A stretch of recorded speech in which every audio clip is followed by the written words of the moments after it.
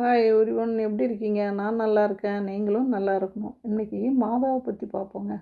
மாதா இன்றைக்கி காணிக்கையாக கோயிலில் பூ கொடுக்குற நாள். இந்த நாள் நவம்பர் 21. சுவைக்கினுக்கும் அண்ணாவுக்கும் குழந்தை இல்லாமல் கடவுள்கிட்ட மன்றாடி பிறந்தவங்க தான் மாதா. அப்போது ஜெருசலேமில் பிறக்கிற முதல் குழந்தை பையனாக இருந்தால் அவங்கள கோயிலில் காணிக்கையாக கொடுத்துடணும். ஆனால் மாதா பொம்பளை பிள்ளையாக பிறந்துட்டாங்க.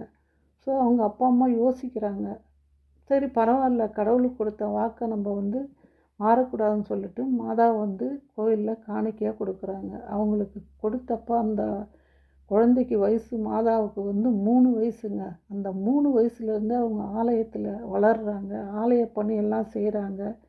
அன்பாக இரக்கமாக பரிந்து பேசுபவராக அந்த வாழ்க்கை அவங்களுக்கு போயிட்டு இருக்குது. அதனால்தான் கடவுள் அவங்கள இறைவனின் தாயாக தேர்ந்தெடுத்திருக்காங்க. இறைவனின் தாயாக மட்டும் இல்லை, நம்ம எல்லோருக்குமே அவங்க தாய்ங்க. அவங்க வாழ்க்கையை முழுவதுமாக அர்ப்பணித்து வாழ்ந்த ஒரு தியாக தாய். ஸோ நம்முடைய வாழ்விலும் நம்மளால் இயன்ற அளவு நம்மளை வாழ்க்கையில் சந்திக்கின்ற நோயாளிகள், முதியோர்கள், வறுமையில் வாழ்பவர்களுக்கெல்லாம் நம்மளால் இயன்ற அளவு உதவிகளை செய்து அர்ப்பண வாழ்வு வாழ கடவுள்கிட்ட மன்றாடுவோமா? ஜெபம்.